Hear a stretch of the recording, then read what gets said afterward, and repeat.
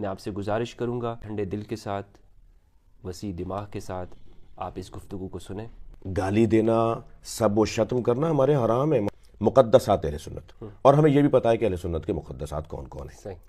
اور جو نہیں ہے اہل سنت کے مقدسات وہ بھی ہمیں پتہ ہے۔ آج آپ بتائیے کہ آپ کیا کہتے ہیں؟ ہم ہرگز یہ نہیں کہتے کہ صحابہ کرام سوائے 3 کے سب کافر ہو گئے تھے، ہم ہرگز یہ نہیں کہتے، ہم ہرگز یہ نہیں کہتے، ہم تکفیر کے قائل ہی نہیں ہیں۔ مولا علی نے 6 مہینے تک بیعت نہیں کی، اس پہ تو سب اتفاق ہے، کیونکہ مجھے تو یہ بڑی بڑی دھمکیاں دے چکے ہیں، اور میں تو انتظار میں ہوں کہ یہ عنوان مجھے ملے، سعادت کی موت ہے۔ ان کے رکنے سے کہیں رکا نہیں ہو، بلکہ جہاں انہوں نے رکا ہے وہاں اور بڑا مجمع ہو گیا میرا، بے وقوف ہے، انہیں کوئی سمجھائے۔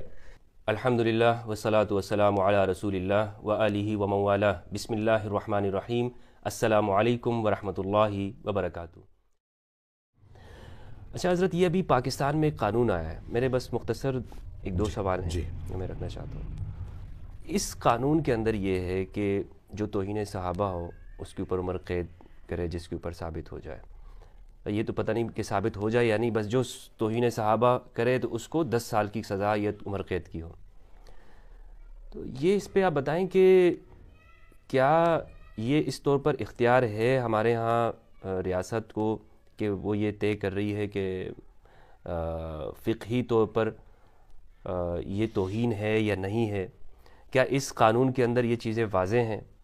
یہ ایک انسان کیسے طے کرے گا کہ اس شخص نے توہین کر دی؟ کیونکہ یہ شیعہ کے ہاں جو صحابہ ہیں وہ اہل سنت مثلا اس پہ کچھ کے اوپر تو متفق ہیں، لیکن جو اہل سنت کے ہاں ہیں تو وہ اہل تشیع کے ہاں متفق نہیں ہیں، اس میں کوئی اختلاف نہیں ہے۔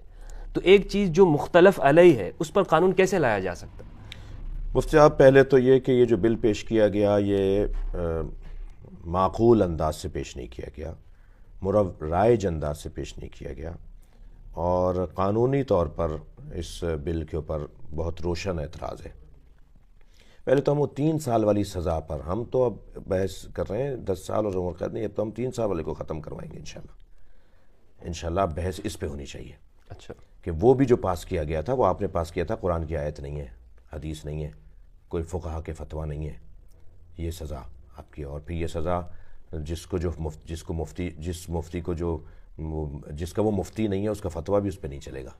مثال کے طور پر کسی مسیحیوں کا کوئی مفتی ہو، مثال مفتی سے مراد ہے کہ ان کے یہاں کوئی پادری ہو، بشپ ہو، تو اس بشپ کا فتویٰ مسلمانوں پہ نہیں چلے گا، ٹھیک ہے؟ تو یہ جو 10 سال والا قانون ہے یا عمر قید یا سزائے موت جو بھی ثوابدیدی ہے جج کے اوپر، یہ ایک تو جو پاس ہوا ہے جس انداز سے اسمبلی سے، وہی سب کو پتہ ہے کہ کیسے پاس ہوا ہے۔ پھر اکثریت بھی نہیں ہے، اکثریت تو دور کی بات ہے کہ یعنی 5% تعداد ہے، 5% بھی شاید نہیں بنے گی، 5% بھی نہیں بنے گی۔ تو وہ تعداد ایک بل پاس کری، بل بھی اتنا حساس، اور پھر صاحب ایک تکفیری جماعت کے بندے نے آ کے کہہ بھی دیا کہ ہم نے بل بنوایا تھا، ہم نے دیا تھا، ہمارے کہنے پہ پیش کیا ہے، تو پہلے ہی پتہ چل جاتا ہے کہ اس کے پیچھے جو ہے کیا ارادے ہیں اور کیا نظریے ہیں۔ دوسری بات یہ ہے کہ اب آ جائیے کہ اس کے اندر جو چیز ہے کہ ایسے سزا ہوگی ویسے سزا ہوگی، جہاں اب تک صحابہ کی تعریف، جہاں اب تک توہین کی تعریف، تحقیق کی تعریف، تفسیر کی تعریف، جہاں اب تک مفاہیم کو پہلے کلیئر نہ کیا گیا ہو، وہاں اس طرح کا بل پاس کرنا یہ نیت کی خرابی کی علامت ہے۔ ہم نے مطالبہ یہ کیا ہے، پہلے تو ہم اس کو مسترد کرتے ہیں، ہم نہیں مانتے اس کو، بل کو نہیں مانتے، ٹھیک ہے، جو پچھلی ہماری گفتگو ہو رہی تھی کہ اگر کوئی تکفیر کرتا ہے، کوئی فساد پھیلاتا ہے تو اس کی سزا ہونی چاہیے، لیکن ہم اس بل کو نہیں مانتے۔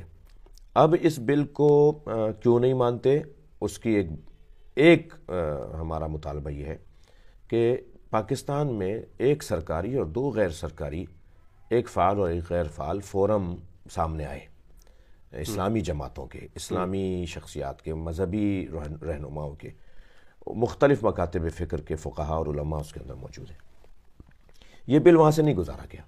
اسلامی نظریاتی کونسل سرکاری ہے، اس میں سارے مسالک بیٹھے ہوئے، بڑے محترم ہیں، دیوبندی بریلوی ہمارے محترم لوگ ہیں، شیعہ اس کے اندر موجود ہیں، سب موجود ہیں۔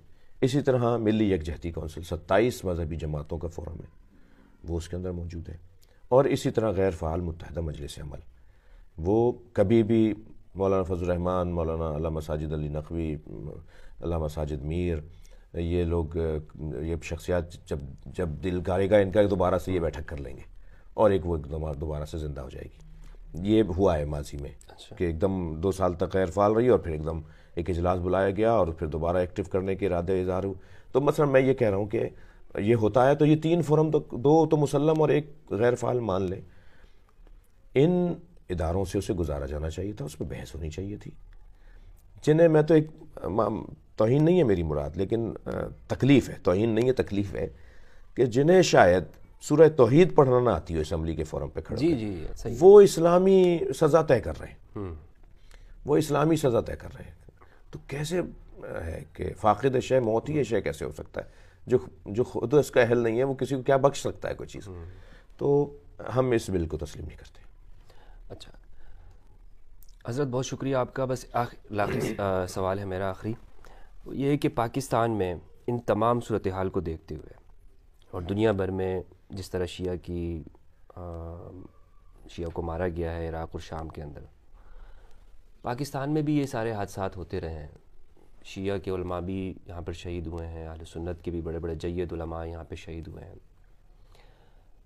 تو آخر یہ امن کی طرف کس طرح جائے, اور سنجیدہ جو کوششیں ہیں, ایک تو وہ کوششیں جو آپ نے کہا کہ زبردستی ان کو لے جایا جاتا ہے, یا بڑے بڑے ہوٹلز جو ہیں 5 اسٹار ہوٹل میں علماء بیٹھتے ہیں, اچھی بات ہے, کھانوں کے اوپر بیٹھتے ہیں, لیکن سنجیدہ جو کوششیں ہیں اس کی طرف ہم کیسے اپنی نوجوان نسل کو قائل کریں اور آگے آئیں کہ لوگ بھئی اختلاف ہے ٹھیک ہے, یورپ میں بھی لوگ رہ رہے ہیں, وہاں بھی شیعہ سنی ہیں, پرامن طریقے پر جلوس وہاں بھی ہوتے ہیں, کسی طرح کی کوئی شرپسندی نہیں ہوتی, ایران ہمارے سامنے ہے موجود ہے. تو پاکستان میں یہ چیزیں سنجیدہ کوششیں اور پائیدار امن کے لیے کیا لائے عمل آپ کے پاس کیا ہے؟ میرے پاس ہی نہیں بلکہ جو مشاہدہ ہو چکا ہے, جو نظر آ رہا ہے, جس نے فائدہ پہنچایا ہے اسی کو مضبوط کیا جائے. مثلاً یہ آج ہماری گفتگو خود بہت ساری چیزوں کو کلیئر کرتی ہے, مسائل کو آسان کرتی ہے. پھر مذہبی فورم جو بنائے گئے ہیں ان کو مضبوط کیا جائے. میرا مطالبہ ہوگا آپ کے توسط سے ملی یکجہتی کونسل کے فورم کی, کہ آپ نے طے کیا تھا, میں اس کا حصہ ہوں, میں قاضی حسین احمد مرحوم رحمۃ اللہ علیہ ان کے زمانے میں جو ملی یکجہتی کونسل دوبارہ سے ری بلڈ ہوئی, دوبارہ سے بنائی گئی, اس میں انہوں نے 5 کمیٹیاں بنائی تھیں. تو اس میں ایک کمیٹی میں مجھے بھی رکھا تھا. مجھ سے ان کو بڑا مجھ سے شفقت فرماتے تھے, میرے پر مہربان تھے مرحوم قاضی حسین احمد. تو ملی یکجہتی کونسل کے ان بزرگوں نے طے کیا تھا, میں حضرت پیر ابو الخیر آزاد حافظ زبیر صاحب, حافظ زبیر ابو الخیر حیدرآباد والے, جو ہمارے الوری ہمارے جو مفتی صاحب ہیں, بزرگ ہیں میرے, ان سے گزارش کروں گا, وہ کیونکہ اس وقت سربراہ ہیں اس ملی یکجہتی کونسل کے, کہ آپ نے طے کیا تھا اس وقت میں بھی جب میں کچھ میٹنگز میں گیا اسلام آباد, ایک کراچی کے اجلاس میں بھی تھا, مرکزی کابینہ میں تھا میں, تو تھا یعنی ہوں نہیں ہوں, کیونکہ بہرحال تو اسے نیچے تک لایا جائے, گلی کوچوں تک اس فورم کے اثرات کو لایا جائے. متحدہ مجلس سے عمل جب فعال ہوئی تھی تو گلی کوچوں تک اثرات آنا شروع ہو گئے تھے, بہت اچھا ماحول ہو گیا تھا. جو علم کو دیکھ کر کہتے تھے نکاح باطل ہو جائے گا, وہ علم کے قریب کہیں بیٹھ کے میٹنگوں میں آتے تھے. مثلا خواہ مخواہ کی باتیں جو تھیں وہ دور ہو رہی تھیں. یا سنی کے مدرسے میں شیعہ نہیں جاتا تھا تو شیعہ جانے لگے. میں مرحوم شہید حسن ترابی کے ساتھ ایک بہت بڑے مرکز میں گیا اور بڑے اچھے ماحول میں ہم وزٹ کر کے آئے. تو نیچے تک ماحول بہتر ہو رہا ہے اور ہوگا اگر ان فورموں کو اور ان اداروں کو مضبوط کیا جائے. دیکھیں عوام ہے, شیعہ عوام بھی, سنی عوام بھی. عوام ہے صبح سے گیا ٹھیلا لے کے, رات کو تھکا ماندہ آ رہا ہے, اس نے ایک دم آ کے بستر پہ گھر میں آ کر ٹی وی دیکھا, کلپ لگایا, اس کو ہم نے عجیب سی بات کر دی. وہ بیچارہ تو بس وہی سن کے کہے گا یہی دین ہے, یہی مذہب ہے. اس کے پاس تو نہ 5 وقت نماز پڑھنے کا ٹائم اگر نکال لے تو یہ اس کا بڑا جہاد ہے. یہ عوام جو ہیں بیچارے, ان کو کیوں ہم پریشان کر رہے ہیں؟ ہم اپنے جھگڑے, اپنی نیتوں کی خرابی, اپنے معاملات کو مادی اور دنیاوی اعتبار سے سیدھا کرنے کے لیے عوام کو کیوں رگڑ رہے ہیں؟ تو یہ جو خواص ہے نا, کل بھی خواص نے امن و امان پھیلایا تھا اور خواص نے بدامنی پھیلائی تھی. آج بھی خواص ہی امن و امان پھیلائیں گے اور عام کریں گے, اور خواص ہی گڑبڑ کر رہے ہیں. تو خواص جو ہیں, شخصیات جو ہیں ہر فورم کی, ہر مذہب مکتب کی, انہیں سمجھداری سے کام لینا پڑے گا. لیکن حضرت جو ممبر کا جو استعمال ہے وہ بھی تو مثبت ہونا چاہیے نا. ممبر پر اگر جو ہے وہ اہل البیت علیہ السلام کی توہین ہوگی, یا کسی جگہ پر جناب ابو طالب علیہ السلام کو کافر کہا جائے گا, یا نازیب الفاظ کہے جائیں گے، یا صحابہ کرام خصوصاً خلفائے راشدین حضرت ابوبکر رضی اللہ عنہ یا حضرت عمر رضی اللہ عنہما، ان کے بارے میں تنقید سے ہٹ کر اوپر درجے پہ یعنی سب و شتم یا وہ رویہ کہ جو بنو امیہ کے حکمران امام علی علیہ السلام کے لیے کرتے تھے، تو یہ رویہ کیا اس کو آپ مذمت نہیں کریں گے؟ شدید مذمت. میں تو آپ سے کئی دفعہ کہہ چکا ہوں کہ میں اپنے مجمع میں یہ سوچتا بھی نہیں ہوں کہ یہ میرے ساتھ اب کیا کرے گا. اس کو میں بھرے مجمع میں ڈانٹتا ہوں، اسے روکتا ہوں، اور اس کے خلاف بعد میں پوچھتا ہوں یہ کون تھا، یہ کوئی سازشی بندہ تو نہیں تھا جو فساد پھیلانے آیا. ہم بیخ کرنی پڑے گی، ہمیں ان کی حوصلہ شکنی کرنی پڑے گی ان کی ہمیں، اور ان کو ہمیں ڈرانا پڑے گا کہ بھئی یہ غلط کر رہے ہو. تو میں اپنی جگہ کام کر رہا ہوں، نہ کسی کو راضی کرنے کے لیے کر رہا ہوں، نہ کسی سے کوئی شاباش لینے کے لیے. ہم اپنے دین کا حصہ، اپنے دین کی تعلیمات کا نفاذ کا حصہ اسے جانتے ہیں کہ فقہائے امامیہ کے فتویٰ کی روشنی میں مقدسات اہل سنت کی توہین کرنا حرام ہے. وہ اس پہ ہم عمل کر رہے ہیں، عمل کروا رہے ہیں. بہت بہت شکریہ حضرت آپ کا. بہت شکریہ آپ کا بھی. ناظرین، یہ تھے ہمارے ساتھ ذاکر اہل بیت علیہم السلام جناب علامہ سید شہنشاہ حسین نقوی صاحب حفظہ اللہ. جو بھی گفتگو کی یہ آپ کے سامنے ہیں. میں آپ سے گزارش کروں گا کہ ٹھنڈے دل کے ساتھ، وسیع دماغ کے ساتھ آپ اس گفتگو کو سنیں.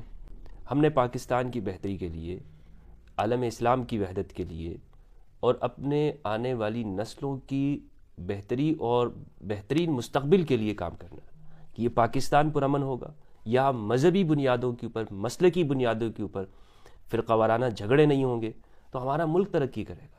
ہم پوری دنیا کے اندر اس حوالے سے تنزلی کا شکار ہو گئے ہیں کہ یہ مسلمانوں کو دیکھ کر کے یہ آپس میں لڑتے رہتے ہیں. آج ہمارا نوجوان وہ ایتھیسٹ ہو رہا ہے، ملحد ہو رہا ہے، دین چھوڑ رہا ہے، مذہب بیزاری میں اضافہ ہو رہا ہے، اور یہ کہا جا رہا ہے کہ اسلام کا اجتماع کے ساتھ کیا تعلق ہے، ملک کو سیکولر اور لبرل ہونا چاہیے. یہ آوازیں پیدا ہو رہی ہیں. تو ان سب کے بچنے کے لیے ہمارے پاس یہی حل ہے کہ ہم آپس میں بیٹھیں، گفتگو کریں، سوال کریں. اللہ سبحانہ و تعالی ہم سب کو اس بات کی توفیق عطا فرمائے کہ ہم قرآن مجید اور اہل بیت علیہم السلام کی معرفت حاصل کریں. والسلام علیکم ورحمۃ اللہ وبرکاتہ.